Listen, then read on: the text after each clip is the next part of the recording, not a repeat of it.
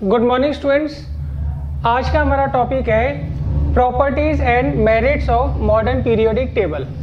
इस टॉपिक को स्टार्ट करने से पहले एक छोटा सा पार्ट हमारा लास्ट टाइम क्लास में रह गया था, वो मैं आपको समझा देता हूँ कि नेचर ऑफ ऑक्साइड्स वो किस तरीके से चेंज होता है on going down in a group. देखिए, on going down in a group of the periodic table there is no change in the nature of oxides of elements. देखिए, जब भी आप डाउन द ग्रुप जाते हैं तो उस केस में नेचर जो होता है ऑक्साइड्स का एलिमेंट्स के, वो उसमें अंदर कोई भी चेंज नहीं आता है। क्लियर है? जो मेटल ऑक्साइड्स होते हैं वो बेसिक होते हैं नेचर में, सिमिलरली जो नॉन मेटल ऑक्साइड्स होते हैं वो एसिडिक होते हैं नेचर में। एक आधा इसमें एक्सेप्शनल केस होता है। तो जब आप डाउन द ग्रुप जाओगे मेटल की सीरीज में तो उनका जो बेसिक कैरेक्टर होगा मेटल ऑक्साइड का वो बिल्कुल भी चेंज नहीं होता है, ना मात्र के बराबर चेंज होता है, नेग्लिजिबल चेंज होता है। सिमिलरली जब आप नॉन मेटल्स के ग्रुप में डाउन द ग्रुप जाओगे वहाँ पर भी जो नेचर होगा नॉन मेटेलिक ऑक्साइड्स का, उनका जो एसिडिक कैरेक्टर होगा उसमें नेग्लिजिबल चेंजेस आते हैं। मतलब हम ये मान लेते हैं कि कोई भी चेंज नहीं होता है। अब देखिए, इसके बाद कुछ क्वेश्चंस हैं।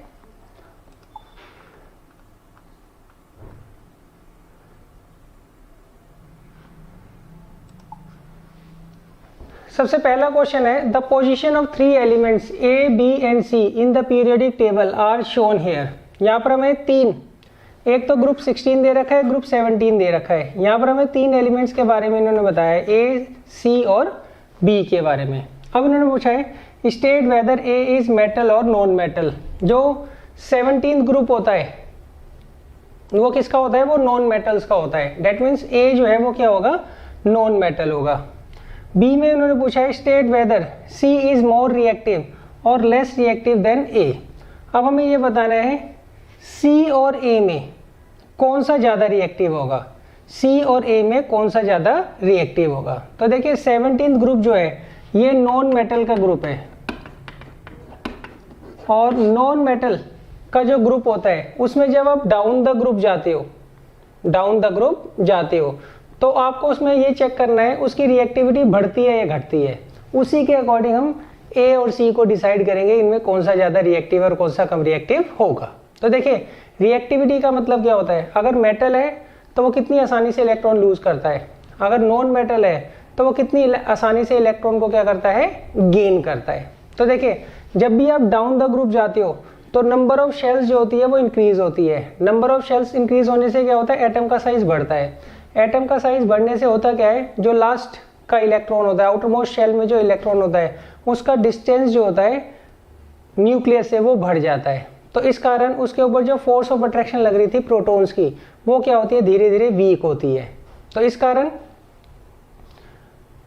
जो इलेक्ट्रॉन्स की गेन करने की टेंडेंसी जो होती है एलिमेंट की, वो क्या होती है? कम हो जाती है। और इलेक्ट्रॉन के लूज करने की टेंडेंसी क्या होती है? वो बढ़ जाती है।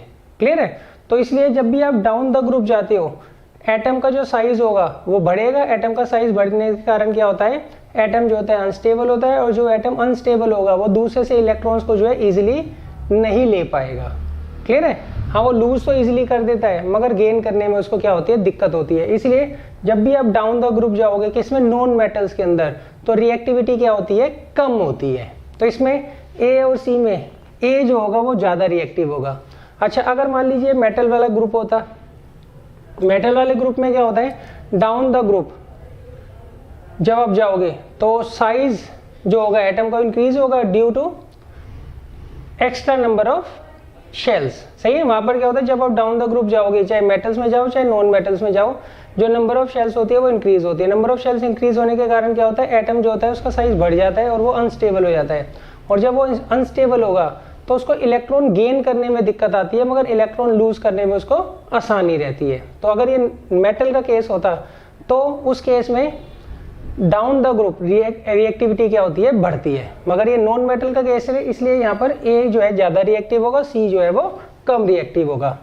अब आगे इन्होंने कहा विल सी बी लार्जर और smaller in size than B. अब आपको बताना है बी और सी में ज़्यादा बड़ा साइज किसका होगा? बी और सी में ज़्यादा बड़ा साइज किसका होगा। तो देखिए जब भी आप लेफ्ट टू राइट जाते हैं किसमें, पीरियड के अंदर, जब भी आप लेफ्ट टू राइट जाते हैं पीरियड के अंदर, तो होता क्या है कि जो एटॉमिक नंबर होता है जब भी आप लेफ्ट टू राइट जाते हैं पीरियड में वो बढ़ता है। उस कारण क्या होता है, नंबर ऑफ इलेक्ट्रॉन्स और प्रोटॉन्स बढ़ जाते हैं। उस कारण जो फोर्स ऑफ अट्रैक्शन होती है between outermost shell electron और न्यूक्लियस वो क्या होती है, बढ़ जाती है। वो क्या होती है, बढ़ जाती है। उस कारण क्या होता है, एटम का जो साइज होता है वो कम होता चला जाता है। इसलिए जब भी आप लेफ्ट टू राइट जाएंगे किसमें, पीरियड के अंदर, तो जो एटम का साइज होता है वो क्या होता है, डिक्रीज होता है। इसलिए यहाँ पर बी और सी में बी का साइज बड़ा होगा और सी का साइज क्या होगा, छोटा होगा। अब देखिए फोर्थ पार्ट है, which type of ion, cation और anion will be found by the element A. जो ए है वो क्या है बच्चों, नॉन मेटल है, सही है। और ये 17 ग्रुप है। 17 ग्रुप में जो एलिमेंट होते हैं उनकी आखिरी शेल में क्या होते हैं, 7 इलेक्ट्रॉन्स होते हैं। तो उस केस में वो क्या करता है, जैसे कि मैं क्लोरीन का एग्जांपल ले लेता हूँ। क्लोरीन का एटॉमिक नंबर जो होता है वो 17 होता है और उसका इलेक्ट्रॉनिक कॉन्फ़िगरेशन होता है 287। तो इस केस में ये क्या करेगा, एक इलेक्ट्रॉन दूसरे से क्या करेगा, लेगा। क्लियर है। और जब ये एक इलेक्ट्रॉन दूसरे से लेगा तो इसके ऊपर क्या होगा, नेगेटिव चार्ज आ जाएगा। और नेगेटिव चार्ज आयंस को हम क्या बोलते हैं, एनायंस बोलते हैं। तो इस केस में ए जो है वो क्या बनाएगा, एनायन बनाएगा। क्लियर है। अच्छा एक बात ध्यान रखिएगा, ग्रुप 1, 2, 3 और 4, क्लियर है वो, और 4 के बाद 5, 6, 7, 8, 9, 10, 11, 12, 13, सही है। ये सारे के सारे मेटल्स के ग्रुप होते हैं। और 15, 16, 17 जो होते हैं उसमें नॉर्मली, और 18 उनमें नॉर्मली क्या होते हैं, नॉन मेटल्स होते हैं। क्लियर है, ये आप ध्यान रखिएगा। 14 में एक कुछ एक क्या होते हैं, नॉन मेटल्स होते हैं, नहीं तो ज़्यादातर उसके अंदर क्या होते हैं, मेटल्स होते हैं। क्लियर है। तो ये आप ध्यान कर लीजिएगा कि कौन से ग्रुप में मेटल आते हैं और कौन से ग्रुप में नॉन मेटल्स आते हैं, तो इससे आपको इजी रहेगा।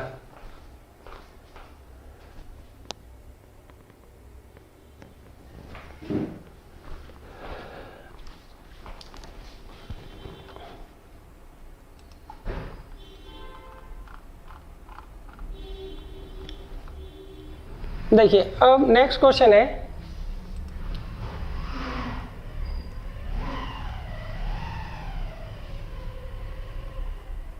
The atomic radii of group 1 element of the periodic table are as follows. देखिए आपको ग्रुप 1 के जो एलिमेंट्स हैं उनमें से कुछ एलिमेंट्स के जो हैं आपको यहाँ पर इन्होंने एटॉमिक रेडियाई दे रखे हैं।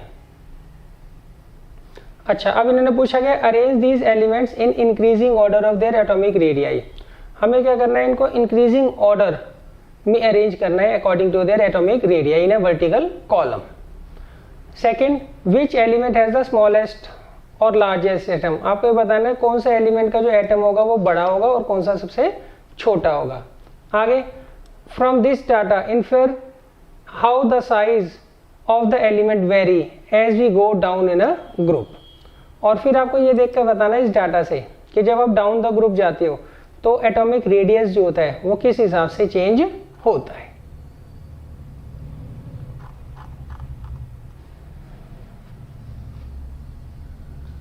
तो देखिए ये आपको ग्रुप 1 एलिमेंट्स के कुछ एलिमेंट्स के, सही, लगभग सारे ही इन्होंने एलिमेंट्स जो है कवर कर लिए हैं, उसके एटॉमिक रेडियाई दे रखे हैं। तो पहले पार्ट में इन्होंने पूछा है arrange these elements in increasing of their atomic radii in a vertical column. तो देखिए सबसे कम जो है इनमें से किसका एटॉमिक रेडियाई है, वो है लिथियम का, वो है 152। उसके बाद आता है सोडियम, सोडियम का होता है 186 पिकोमीटर। और फिर आता है नेक्स्ट पोटेशियम 231 पिकोमीटर। और नेक्स्ट आता है रुबिडियम 244 पिकोमीटर। और लास्ट आता है सीजियम 262 पिकोमीटर। तो ये बच्चों हमने अरेंज कर दिया in terms of their increasing atomic radii. अच्छा, इन्होंने पूछा which element have the smallest, इनमें सबसे स्मॉलेस्ट एटम किसका होगा, लिथियम का, और सबसे बड़ा किसका होगा, सीजियम का। Third, from this data infer how the size of the atomic radii of the elements vary as we go down in a group. अब देखिए जैसे जैसे हम डाउन द ग्रुप जा रहे हैं तो एटॉमिक रेडियाई जो है एटम का वो क्या हो रहा है, बढ़ रहा है।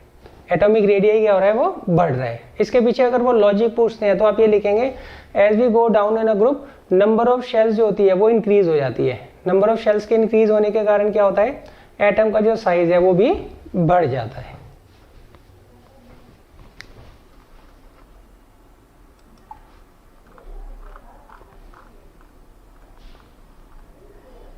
अब देखिए नेक्स्ट है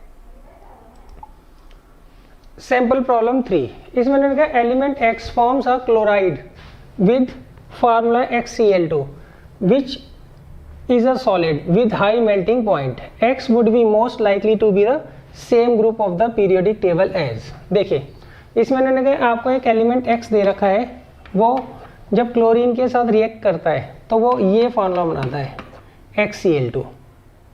क्लियर है? तो आपको सबसे पहले क्या करना है, X के बारे में जितनी मैक्सिमम इंफॉर्मेशन कलेक्ट कर सकते हो वो कलेक्ट करनी है। क्लियर है? फिर हम क्वेश्चन को पढ़ेंगे। देखिए आपको 9th में हमने फार्मूला बनाना सीखा था। फार्मूला बनाने का क्या तरीका था, हम क्या करते थे, जो आपको दो एलिमेंट्स दिए होते थे उनकी वैलेंसी को हम क्या करते थे, नीचे लिख देते थे और फिर क्रॉस ओवर कर देते थे। क्लियर है? तो अब यहाँ पर जो फार्मूला है वो XCl2 है, तो इसका मतलब इसकी जो वैलेंसी होगी वो 2 होगी, क्योंकि क्लोरीन की वैलेंसी क्या होती है, 1 होती है। क्लियर है? तो जब आप इसकी क्रॉस ओवर करोगे तो फार्मूला क्या बन जाएगा, XCl2। तो इसका मतलब यहाँ पर जो X है उसकी आउटर मोस्ट शेल में कितने इलेक्ट्रॉन्स होंगे, 2 इलेक्ट्रॉन्स होंगे। उसकी आउटर मोस्ट शेल में कितने इलेक्ट्रॉन्स होंगे, 2 इलेक्ट्रॉन्स होंगे। क्लियर है? तो आप इसकी प्रैक्टिस कर लीजिएगा कि कैसे हम इसकी वैलेंसी फाइंड आउट करते हैं। अब इसकी आउटर मोस्ट शेल में कितने इलेक्ट्रॉन्स हैं बच्चों, 2 इलेक्ट्रॉन्स हैं। तो इसका मतलब इसका जो ग्रुप होगा वो कौन सा होगा, ग्रुप 2 होगा। कौन सा ग्रुप होगा, ग्रुप 2 होगा। क्लियर है? तो अब आपको ये देख के बताना है इनमें से कौन सा जो एलिमेंट है उसका ग्रुप 2 होगा। सोडियम का एटॉमिक नंबर होता है 11, तो इसका इलेक्ट्रॉनिक कॉन्फ़िगरेशन हो गया 281, तो डेट मीन्स इसका ग्रुप 1 होगा। मैग्नीशियम, इसका एटॉमिक नंबर होता है 12, इसका इलेक्ट्रॉनिक कॉन्फ़िगरेशन हो गया 282, तो इसका ग्रुप क्या होगा, 2 होगा। तो इसका मतलब ये X जो है वो मैग्नीशियम के ग्रुप में लाई करेगा।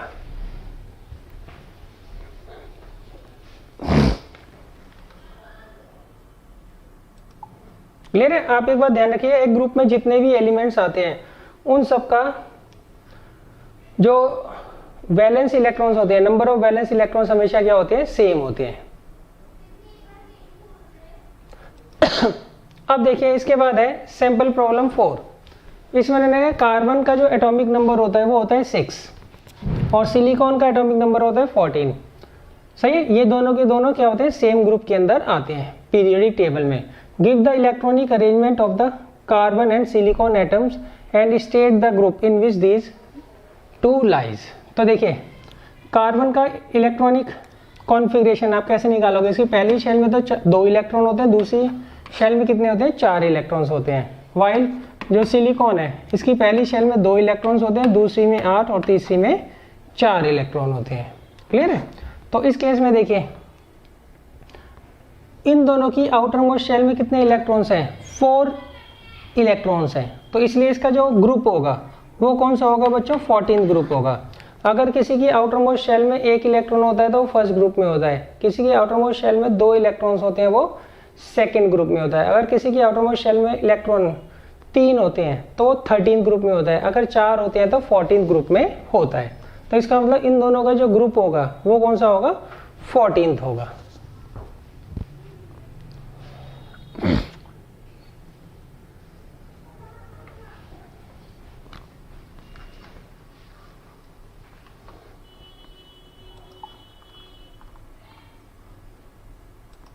देखिए नेक्स्ट है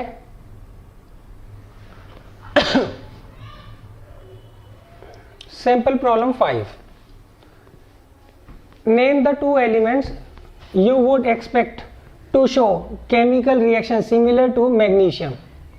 सही है, आपको बताना है ऐसे दो एलिमेंट्स के नाम लिखने हैं जिनकी केमिकल प्रॉपर्टीज किससे मैच करती होंगी, मैग्नीशियम से।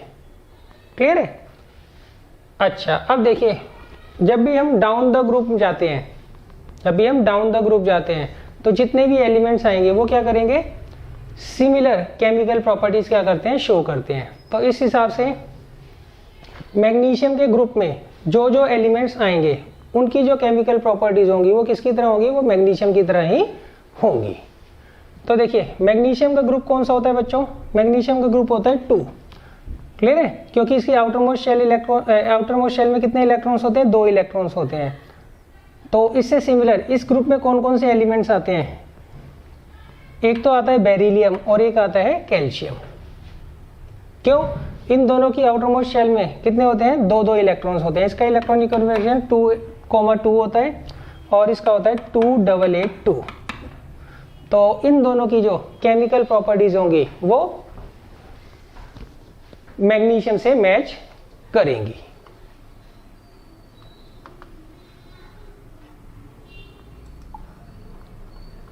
अब देखिए, अब मैं स्टार्ट करता हूं आज का topic, merits of modern periodic table. के मॉडर्न पीरियोडिक टेबल की क्या क्या मेरिट्स होती हैं।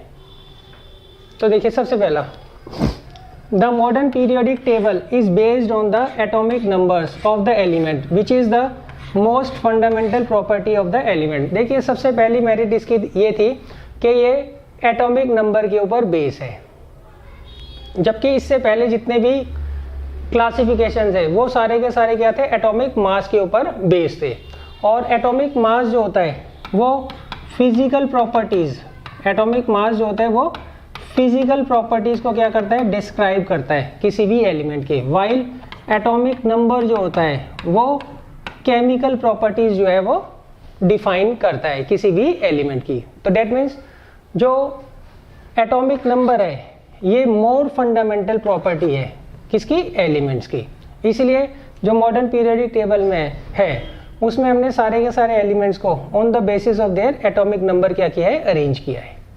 सेकंड मेरिट देखिए, the modern periodic table help us to understand why the elements in a group show similar properties but the elements in different groups show different properties. In modern periodic table the elements are arranged according to their electronic configuration. देखिए जो modern periodic table है उसमें हमने क्या किया है, एक group के अंदर जितने भी एलिमेंट्स हम रखेंगे उनकी आउटरमोस्ट शेल में सेम नंबर ऑफ इलेक्ट्रॉन्स होते हैं।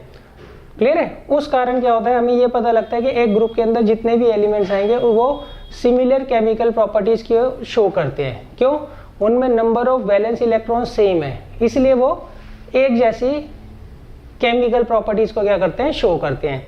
और वो ये भी बताता है कि जो डिफरेंट ग्रुप्स हैं उनके एलिमेंट्स केमिकल प्रॉपर्टीज में क्यों डिफर करते हैं। उसके पीछे रीजन ये होता है, डिफरेंट ग्रुप्स के अंदर जो एलिमेंट्स होते हैं उनकी आउटरमोस्ट शेल में डिफरेंट नंबर ऑफ इलेक्ट्रॉन्स होते हैं, इसलिए उनकी केमिकल प्रॉपर्टीज आपस में मैच नहीं करती है।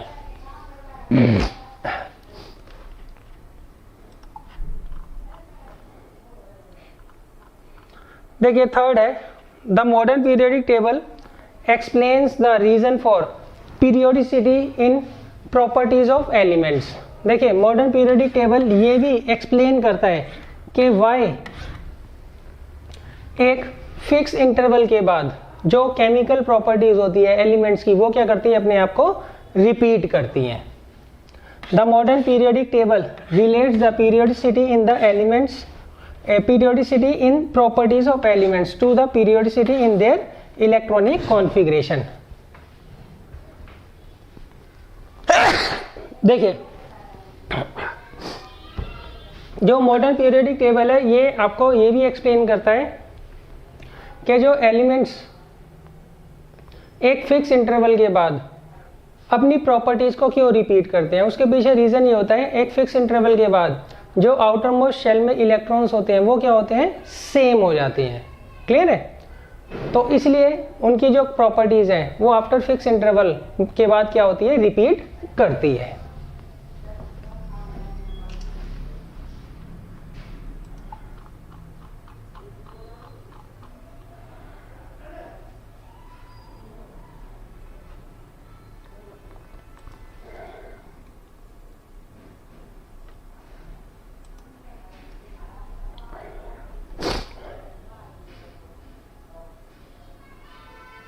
देखिए अब ये जो फोर्थ प्रॉपर्टी है लगभग थर्ड की तरह ही है।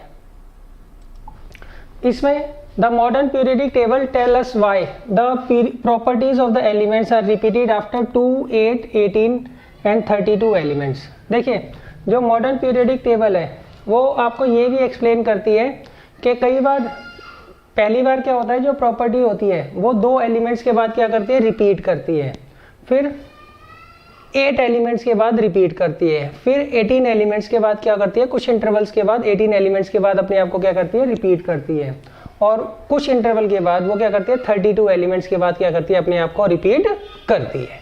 क्लियर है? तो इसका जो लॉजिक है वो भी जो है मॉडर्न पीरियोडिक टेबल में छुपा हुआ है। क्लियर है? उसके पीछे रीजन क्या है? उसके पीछे रीजन ये है कि आफ्टर 2 एलिमेंट्स अगर मान लीजिए number of valence electron same हो जाते हैं एलिमेंट्स में तो उनकी प्रॉपर्टीज क्या होगी, सिमिलर होंगी। क्लियर है? पहली बार क्या होता है, हाइड्रोजन और हीलियम के बाद क्या आता है, लिथियम आता है, और हाइड्रोजन और लिथियम की जो प्रॉपर्टीज होती है, केमिकल प्रॉपर्टीज होती है, वो सिमिलर होती है। क्यों सिमिलर होती है?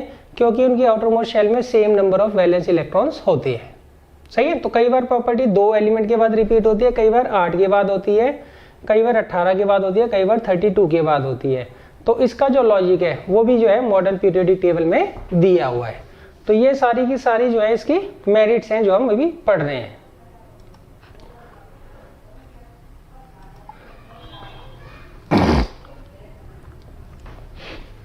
अच्छा, अब देखिए इसके बाद there are no anomalies in the arrangement of elements in the modern periodic table, और इसमें कोई भी गलती जो है अरेंजमेंट में नहीं है जैसा कि पहले की क्लासिफिकेशंस में थी। अब देखिए इसके बाद आता है एडवांटेजेस ऑफ पीरियोडिक टेबल। जो मॉडर्न पीरियोडिक टेबल है उसके एडवांटेजेस क्या है? देखिए सबसे मेन जो एडवांटेज है, the periodic table has made the study of chemistry systematic and easy.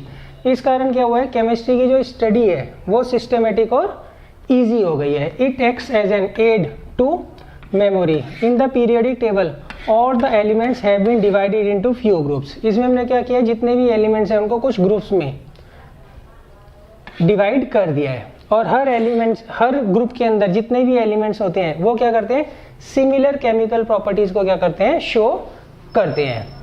It is much more convenient to study the properties of a few elements of each group than to study the properties of all the elements separately।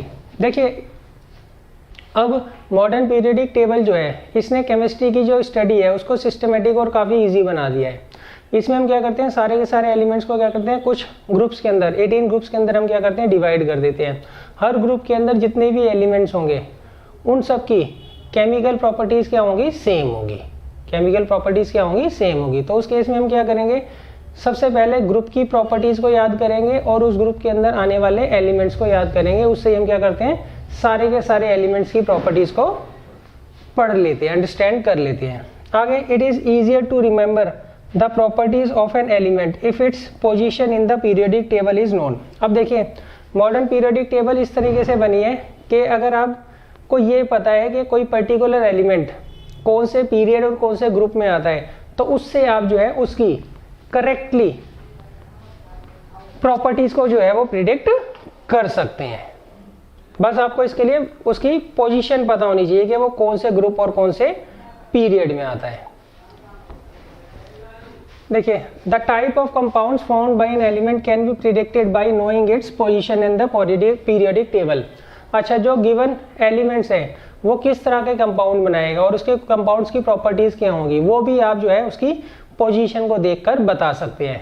जैसे कि मान लीजिए आपको कोई element जो है first से लेके 13 ग्रुप में दिया है, सही है, तो ऑब्वियस सी बात है वो मेटल है। वो क्या है, मेटल है। 14 ग्रुप में नॉर्मली क्या होते हैं, मेटल्स होते हैं, इसमें 1-2 क्या है, नॉन मेटल्स भी हैं। क्लियर है? अच्छा, इसके बाद 15 से लेके 17 तक जो ग्रुप है, 18 ग्रुप किसका है बच्चों, इनर्ट गैस का है। किसका है, इनर्ट गैस का है। पहले 13 ग्रुप जो है वो मेटल्स के हैं, सही है, और 15 से 17 के बीच में ज़्यादातर क्या है, नॉन मेटल्स हैं। हाँ, बीच में 1-2 एक्सेप्शनल केस हैं, उनको आप भूल भी सकते हैं। सही है। अब देखिए होगा क्या, अगर आपको ये पता है कि कोई पर्टिकुलर एलिमेंट किस ग्रुप में है, तो उससे आप पता लगा सकते हैं कि वो मेटल है या फिर नॉन मेटल है। और एक बार आपको ये पता लग गया कि वो मेटल है तो या नॉन मेटल है, तो आप बड़े आराम से पता लगा सकते हैं कि वो किस तरीके का कंपाउंड फॉर्म करेगा। जैसे मान लीजिए आपको एक मेटल दे रखा है और एक नॉन मेटल दे रखा है। जब भी मेटल और नॉन मेटल आपस में रिएक्ट करेंगे तो वो क्या करते हैं, आयनिक बॉन्ड बनाते हैं। क्या बनाते हैं, आयनिक बॉन्ड बनाते हैं। और जब भी दो नॉन मेटल आपस में रिएक्ट करेंगे तो वो क्या बनाएंगे, हमेशा कोवैलेंट बॉन्ड बनाएंगे। और कौन सा बॉन्ड बनाएंगे, वो हमेशा कोवैलेंट बॉन्ड बनाएंगे। अच्छा, अब आप कहेंगे दो मेटल्स अगर रिएक्ट करें वो आपस में रिएक्ट नहीं करते हैं, सही है।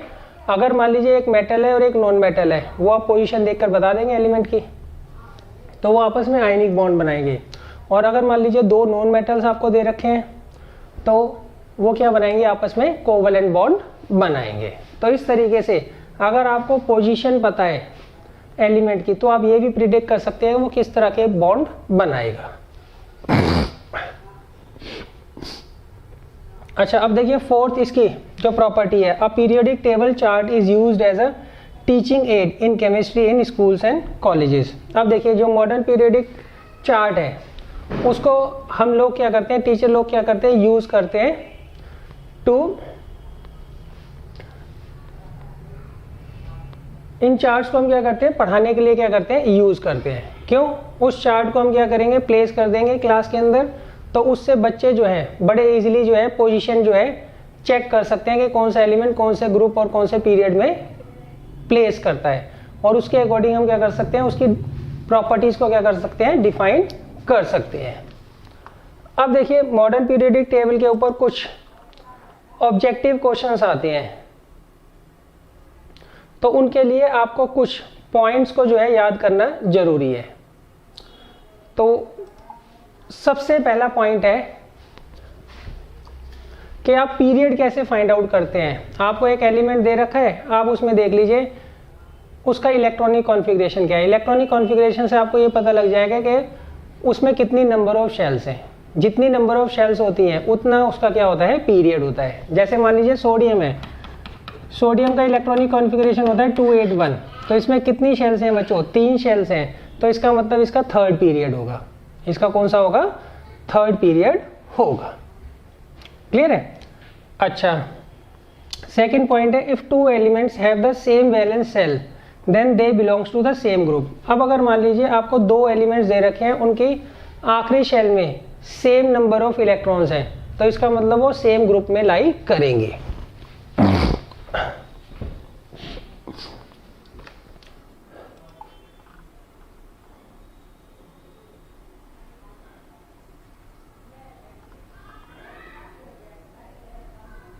देखिए मैं आपको इसका सीधा निचोड़ बता देता हूं,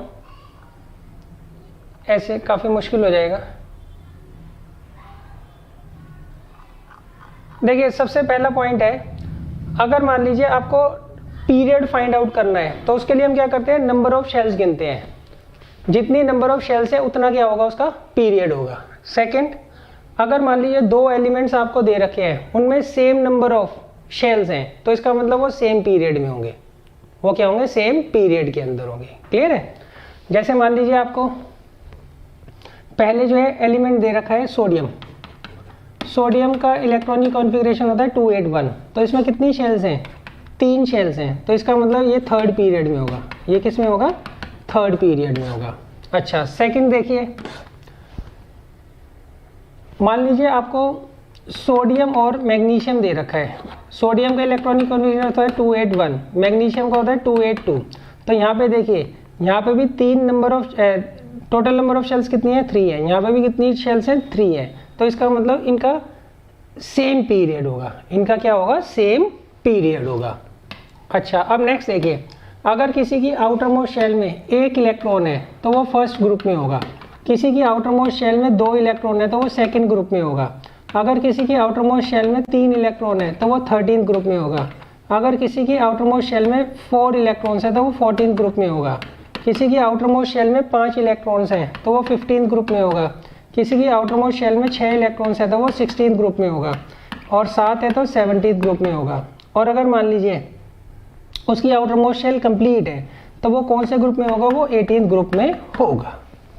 अच्छा, आपको कैसे पता लगता है कि दो पर्टिकुलर एलिमेंट जो हैं वो एक ही ग्रुप में लाई करते हैं? अगर उनकी आउटर मोस्ट शेल में सेम नंबर ऑफ इलेक्ट्रॉन्स हैं तो वो एक ही ग्रुप में लाई करेंगे।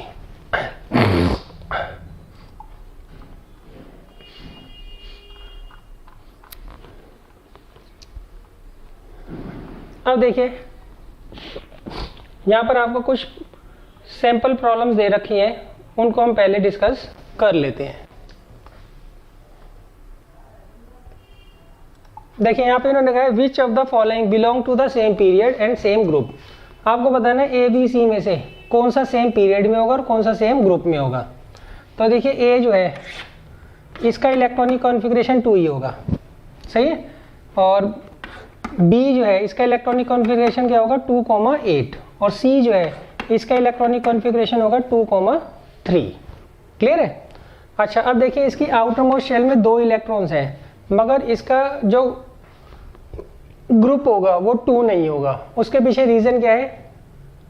क्योंकि ये हीलियम है। हीलियम की आउटर मोस्ट शेल में 2 इलेक्ट्रॉन्स होते हैं, मगर उसके बावजूद भी वो सेकंड ग्रुप में नहीं होता है। क्यों? इसकी आउटर मोस्ट शेल क्या होती है, कंप्लीटली फिल होती है, इसलिए इनर्ट गैस होता है, इसलिए इसका ये क्या होगा, ये 18th ग्रुप होगा। कौन सा ग्रुप होगा इसका? 18th ग्रुप होगा। और इसका पीरियड क्या होगा, इसमें नंबर ऑफ शेल्स कितनी है 1, इसलिए फर्स्ट पीरियड से ये बिलोंग करेगा। किससे बिलोंग करेगा? ये फर्स्ट पीरियड से बिलोंग करेगा। First period and 18th group से ये बिलोंग करेगा। सेकंड एलिमेंट बी है, इसका इलेक्ट्रॉनिक कॉन्फ़िगरेशन 2,8 है, तो इसकी आउटर मोस्ट शेल क्या है, कंप्लीटली फिल है, तो इसलिए 18th ग्रुप का एलिमेंट है। सेकंड, इसमें नंबर ऑफ शेल्स कितनी है 2, इसलिए सेकंड पीरियड से ये बिलोंग करेगा। अब नेक्स्ट एलिमेंट है सी 2,3। देखिए इसकी आउटर मोस्ट शेल में 3 इलेक्ट्रॉन है, इसका मतलब ये 13th ग्रुप से बिलोंग करेगा, और इसमें नंबर ऑफ शेल्स कितनी है 2, इसलिए ये सेकंड पीरियड से क्या करेगा, बिलोंग करेगा। अब देखिए यहाँ पे ए और बी का सेम ग्रुप है 18th ग्रुप, वाइल बी और सी का सेम पीरियड है, सेकंड पीरियड। क्लियर है।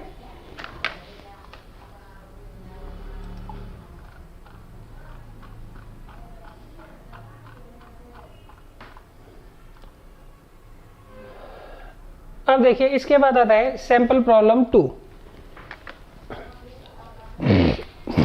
इसमें उन्होंने कहा in the following set of elements one element does not belong to the set, select this element and explain why it is does not belong to the group. देखिए इसमें उन्होंने कहा एक जो एलिमेंट है वो इस ग्रुप से बिलोंग नहीं करता है, तो उसके बारे में आप बताइए और उसका रीजन भी बताइए। सबसे पहला एलिमेंट है ए, इसका एटॉमिक मास जो है वो 27 है और एटॉमिक नंबर 13 है। एटॉमिक नंबर 13 है तो 283 इसका इलेक्ट्रॉनिक कॉन्फ़िगरेशन हो गया। दूसरा एलिमेंट है बी, इसका एटॉमिक मास 24 है और एटॉमिक नंबर 12 है। 12 है तो इसका मतलब 282 इसका इलेक्ट्रॉनिक कॉन्फ़िगरेशन हो गया। तीसरा एलिमेंट है सी, इसका एटॉमिक नंबर जो है वो 11 है, तो इसका इलेक्ट्रॉनिक कॉन्फ़िगरेशन हो जाएगा 281। थर्ड है डी, इसका एटॉमिक नंबर कितना है 10, तो इसका मतलब ये 2,8 इसका इलेक्ट्रॉनिक कॉन्फ़िगरेशन हो गया। तो देखिए ए जो है उसका जो ग्रुप है ए का वो होगा 13 ग्रुप, और पीरियड कितने होंगे इसमें 3। नेक्स्ट बी जो एलिमेंट है इसमें इसका ग्रुप कौन सा होगा बच्चों, 12th ग्रुप होगा, सेकंड ग्रुप होगा। कौन सा ग्रुप होगा, सेकंड ग्रुप होगा, और पीरियड कितना होगा 3। सी जो है इसका जो ग्रुप होगा फर्स्ट ग्रुप होगा इसका, और पीरियड कितना होगा 3। और डी देखिए इसका जो ग्रुप होगा 18th होगा, क्यों, इसकी आउटर मोस्ट शेल कंप्लीट है, और पीरियड कितना होगा इसका सेकंड।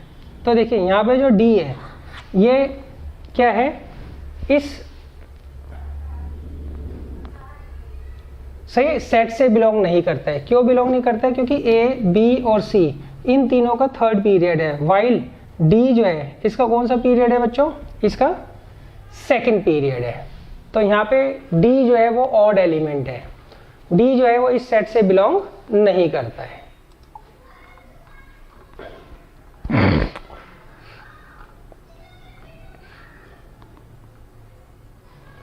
देखिए अब सैंपल प्रॉब्लम 3, इसमें उन्होंने कहा है the electronic configuration of 3 elements X Y Z is given, आपको 3 एलिमेंट्स एक्स वाई जेड दे रखे हैं, उनका इलेक्ट्रॉनिक कॉन्फ़िगरेशन दे रखा है। Which element belongs to the second period. देखिए यहाँ पर हम लिखते हैं ग्रुप और यहाँ लिखते हैं पीरियड। तो इसका जो ग्रुप है वो कौन सा होगा, 18th ग्रुप होगा। ऐसा नहीं है कि इसकी आउटरमोस्ट शेल में 2 इलेक्ट्रॉन है तो ये सेकंड ग्रुप में होगा। क्यों, आउटरमोस्ट शेल में जब 2 इलेक्ट्रॉन होते हैं तो वो हीलियम होते हैं, और हीलियम क्या होती है, इनर्ट गैस होती है, और इनर्ट गैस का कौन सा ग्रुप होता है, 18th ग्रुप होता है, और इसका पीरियड क्या होगा 1। वाई जो है इसमें इसका ग्रुप क्या होगा बच्चों, 16th ग्रुप होगा, क्योंकि इसकी आउटरमोस्ट शेल में 6 इलेक्ट्रॉन है, और पीरियड कितना होगा, सेकेंड। अब इसमें कितने, इसका कौन सा ग्रुप होगा बच्चों, सेकंड ग्रुप होगा। क्यों, क्योंकि इसकी आउटरमोस्ट शेल में 2 इलेक्ट्रॉन्स हैं, और पीरियड कितना होगा, ये थर्ड पीरियड के अंदर बिलोंग करेगा। अब इनका which element belong to the second period, second period से कौन सा बिलोंग करता है, वाई जो है वो बिलोंग करता है सेकंड पीरियड से। सेकंड पूछा है which element belongs to the second group, second group से कौन बिलोंग करता है, Z. Which element belongs to the 18th group, 18th group से कौन सा बिलोंग करता है, एक्स।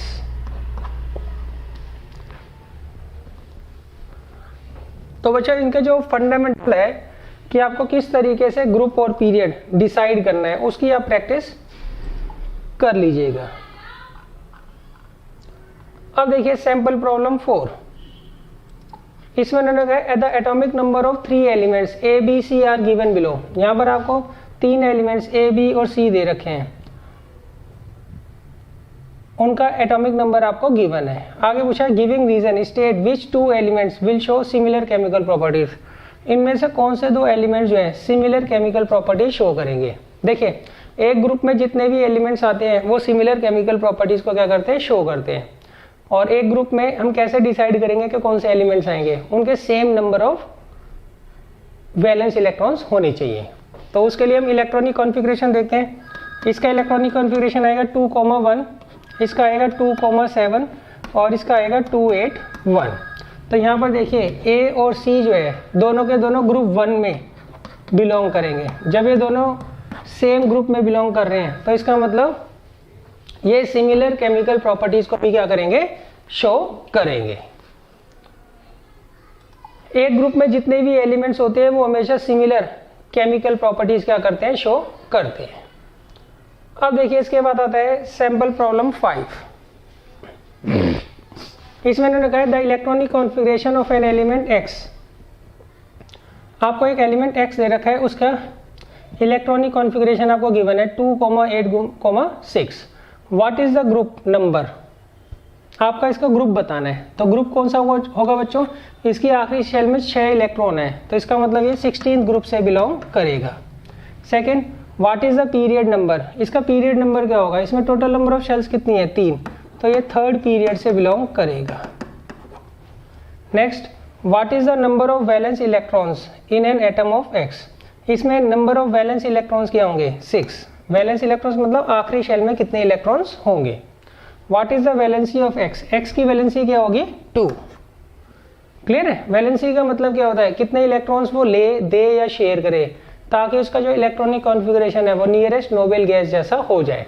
तो इसको अपनी आखिरी शेल में 8 इलेक्ट्रॉन करने के लिए 2 इलेक्ट्रॉन्स चाहिए, इसलिए इसकी जो वैलेंसी होगी वो क्या होगी, 2 होगी।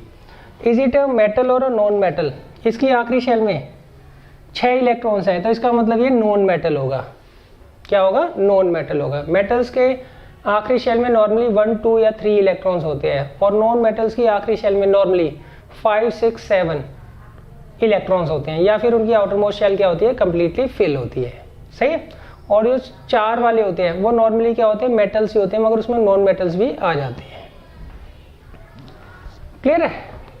तो बच्चों आपको पीरियोडिक टेबल को अच्छे तरीके से पढ़ लेना है, उससे आप बड़े आराम से क्वेश्चंस के आंसर्स दे पाएंगे।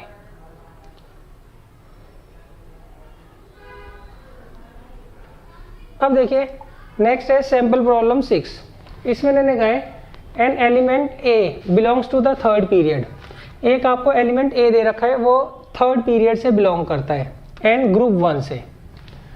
जो एलिमेंट ए है इसका पीरियड तो थर्ड है, और ग्रुप कौन सा है, फर्स्ट ग्रुप है। आगे इन्होंने पूछा है the number of valence electrons in its atom. आपको इसमें नंबर ऑफ वैलेंस इलेक्ट्रॉन्स बताने हैं इसकी वैलेंसी बतानी है, ये बताना है ये मेटल है या नॉन मेटल है, और इस एलिमेंट का नाम भी बताना है, नेम ऑफ द फैमिली, और ये किस फैमिली से बिलोंग करता है उस फैमिली का आपको नाम भी बताना है। क्लियर है? अच्छा, अब देखिए ये ग्रुप 1 में है, तो इसका मतलब इसकी आउटर मोस्ट शेल में कितने इलेक्ट्रॉन्स होंगे? 1 इलेक्ट्रॉन होगा। सेकेंड, इसका जो पीरियड है वो 3 है, तो इसका मतलब इसमें टोटल नंबर ऑफ शेल्स कितनी होंगी? 3 होंगी। तो पहली शेल में तो मैक्सिमम 2 इलेक्ट्रॉन आते हैं, दूसरी में मैक्सिमम 8 इलेक्ट्रॉन आते हैं, तीसरी में उन्होंने बता रखा है 1 इलेक्ट्रॉन है। तो इसका मतलब ये हो गया सोडियम। ये क्या हो गया? सोडियम। क्यों? 11 जो होता है एटॉमिक नंबर वो किसका होता है? सोडियम का होता है। किसका होता है? सोडियम का होता है। क्लियर है? अच्छा, आगे इन्होंने पूछा है नंबर ऑफ वैलेंस इलेक्ट्रॉन्स। इसकी आखिरी शेल में 1 इलेक्ट्रॉन है, तो नंबर ऑफ वैलेंस इलेक्ट्रॉन्स कितने हो गए? 1। वैलेंसी भी क्या होगी? 1 होगी। क्यों? ये 1 इलेक्ट्रॉन क्या करेगा? डोनेट कर देगा। क्लियर है? तो उस केस में क्या होगा? इसकी ये वाली शेल क्या होगी? खत्म हो जाएगी, और इसका जो इलेक्ट्रॉनिक कॉन्फ़िगरेशन है वो नियरेस्ट नोबेल गैस जैसा हो जाएगा। तो इसकी वैलेंसी क्या होगी? 1 होगी। नेक्स्ट, ये मेटल है या नॉन मेटल है? इसकी आखिरी शेल में 1 इलेक्ट्रॉन है, तो इसका मतलब ये क्या होगा? मेटल होगा। क्लियर है? नेक्स्ट इन्होंने कहा है इस एलिमेंट का नाम क्या है? इस एलिमेंट का नाम हम ऑलरेडी देख चुके हैं, इसका नाम है सोडियम।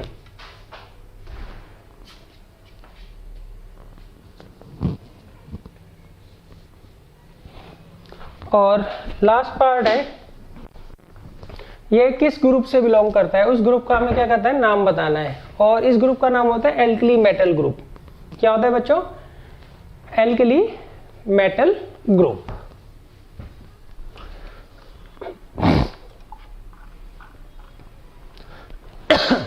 अब देखिए इसके बाद आता है periodic table and chemical bonding.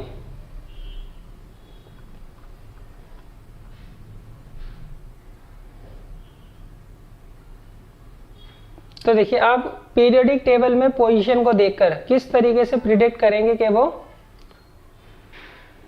किस तरह की बॉन्डिंग बनाएगा।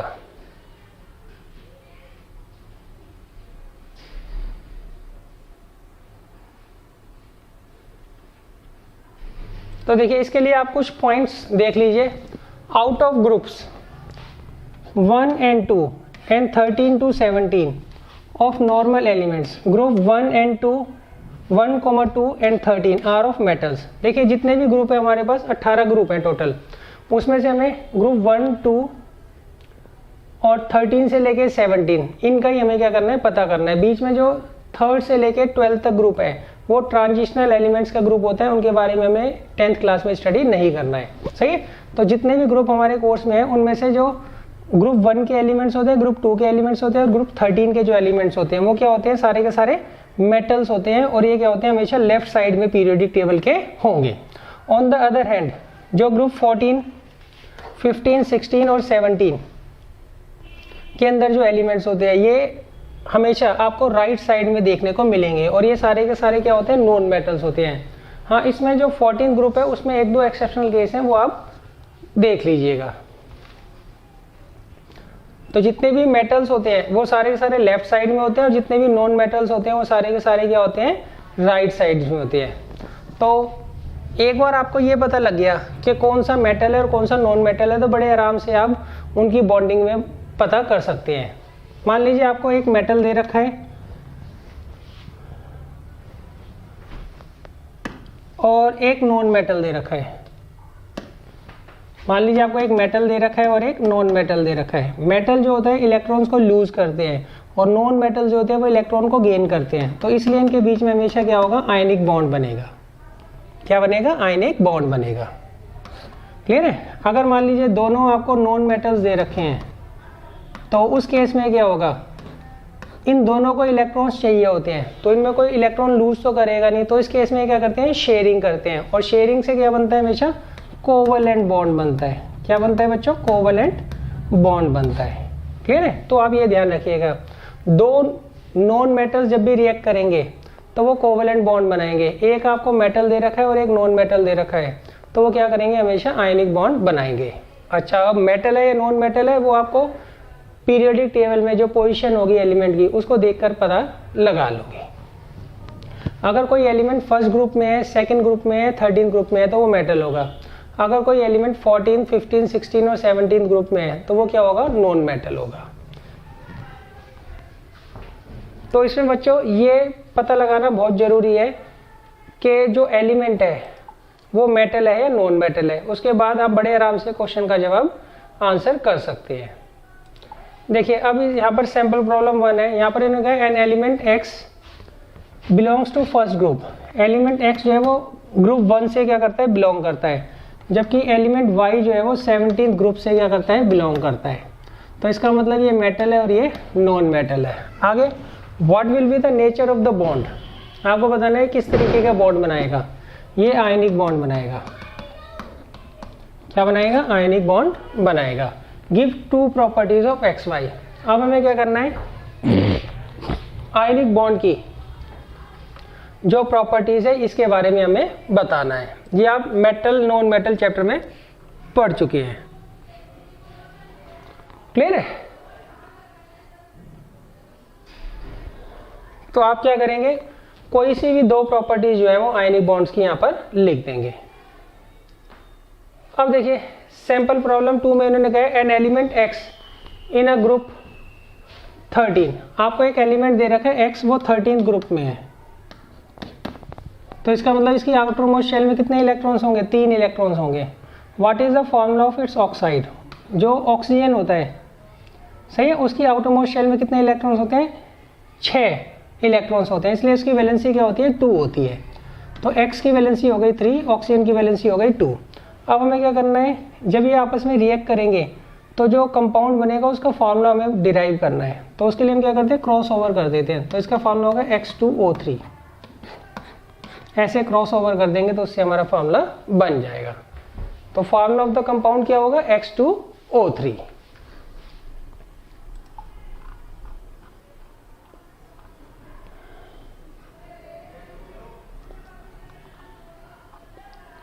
अब देखिए, अब नेक्स्ट क्वेश्चन है, इसमें उन्होंने कहा है सैंपल प्रॉब्लम 3 में, in the following diagram for the first 3 periods of the periodic table 5 elements have been represented. यहाँ पर आपको 5 एलिमेंट्स दे रखे हैं, A, B, C, D and E। सही। अच्छा पूछा गया है select the letter which represents a halogen. Halogen जो होता है बच्चों वो 70th ग्रुप के एलिमेंट्स को हम बोलते हैं। तो B जो है वो हेलोजन को रिप्रेजेंट कर रहा है। Select the letter which represent the noble gas. Noble gas जो होता है वो 18th ग्रुप को बिलोंग करता है। तो E जो है वो नोबेल गैस को रिप्रेजेंट कर रहा है। What type of bond is found between A and B। देखिए A जो है वो नॉन मेटल है और B जो है वो भी नॉन मेटल है। तो इसका मतलब इनके बीच में क्या बनेगा, कोवलेंट बॉन्ड बनेगा। इनके बीच में कौन सा बॉन्ड बनेगा बच्चों, कोवलेंट बॉन्ड इनके बीच में बनेगा। सही है, दो नॉन मेटल्स जब भी रिएक्ट करते हैं तो उनके बीच में क्या होता है, कोवलेंट बॉन्ड बनता है। आगे वो कहते हैं what type of bond is found between C and B। C और B के बीच में किस तरह का बॉन्ड बनेगा, ये हमें फाइंड आउट करना है। तो देखिए C जो है वो मेटल है और B जो है वो नॉन मेटल्स है। मेटल्स और नॉन मेटल्स के बीच में आयनिक बॉन्ड बनता है। Fifth, which element will form a divalent anion. देखिए डाईवेलेंट एनायन का मतलब होता है जिसकी वैलेंसी 2 हो, जिसकी वैलेंसी क्या हो, 2 हो। क्लियर है, डाईवेलेंट मतलब जिसकी वैलेंसी क्या होती है, 2 होती है। तो यहां पर देखिए वैलेंसी 2 किसकी होगी, वो होगी D की, क्योंकि इसका ग्रुप कौन सा है बच्चों, उसका 16th ग्रुप है। तो 16th ग्रुप जो है वो यहां पर D का है। तो इसलिए वो क्या करेगा, डाईवेलेंट एनायन फॉर्म करेगा।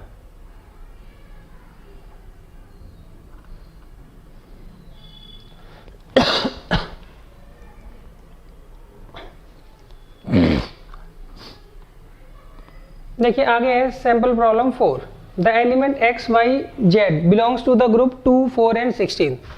x का जो ग्रुप है वो सेकंड है, इसका 14th है और इसका 16th है। इसकी आउटर मोस्ट शेल में 2 इलेक्ट्रॉन्स होंगे, इसके 4 और इसके 6। आगे उन्होंने पूछा विच 2 elements will form covalent bond. तो इनमें देखिए ये दोनों नॉन मेटल्स हैं तो ये कोवलेंट बॉन्ड फॉर्म करेंगे। विच 2 elements will form ionic bond. इनमें से कौन से 2 आयोनिक बॉन्ड फॉर्म करेंगे? ये X और Z जो है वो क्या करेंगे? आयोनिक बॉन्ड फॉर्म करेंगे। क्लियर है? आयोनिक बॉन्ड हमेशा क्या होता है? एक मेटल और एक नॉन मेटल के बीच में फॉर्म होता है।